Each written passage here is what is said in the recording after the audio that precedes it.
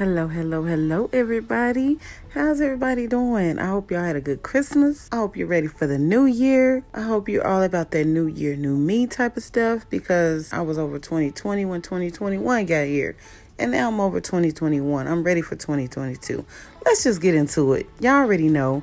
It's your girl, she nurses. I nurse. That's what I do. But I'm going to bring y'all that tea too, okay? Let's talk about this Gtube situation.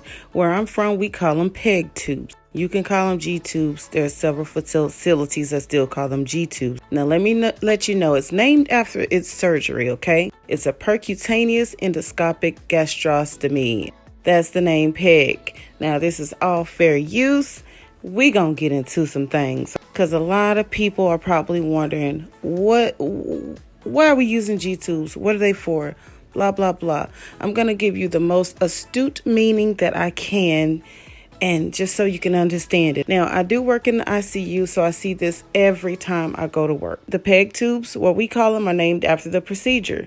It's a tube placed in your stomach for feeding, for whatever reason that you may need it for. This allows you to get the nutrition that you need if you can't swallow or if you can't digest foods properly. And you have to temporarily have this or permanently have it for years. I mean, you can have it from days, months, weeks to years. And it's a simple procedure. They just nick your stomach, push that tube through, and you see the underside of the stomach. It's a little catheter tip that keeps it in there. In the stomach, it goes through all layers of your skin, and the top external bumper keeps it in place so you won't be pulling and tugging and ripping it out, okay? There's a tip, there's a clamp to keep it from coming back through. Now, who needs a PEG tube or a Gtube, whatever you decide to call it?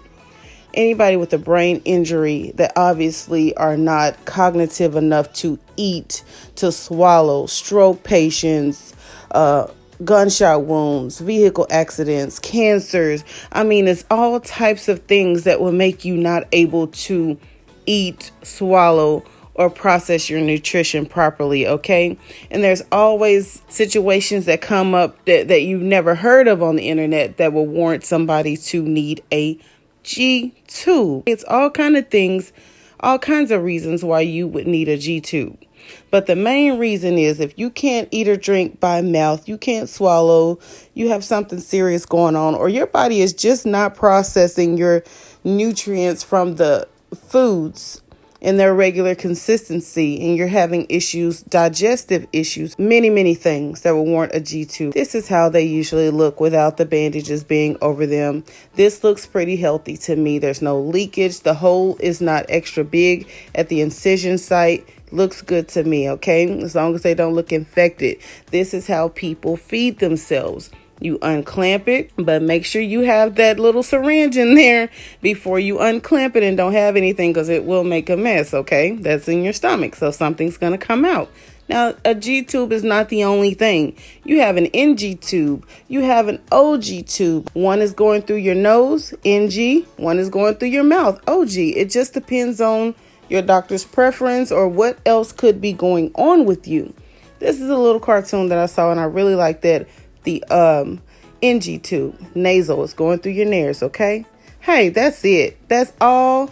And I hope I educated somebody in under 5 minutes. There it is. And people that usually need a Gtube are not usually eating solid foods. Depends on what your provider says, okay? And this is your girl, she nurses. Love you. Shout out to my notification gang. And I will holler at y'all later. Love y'all. Bye.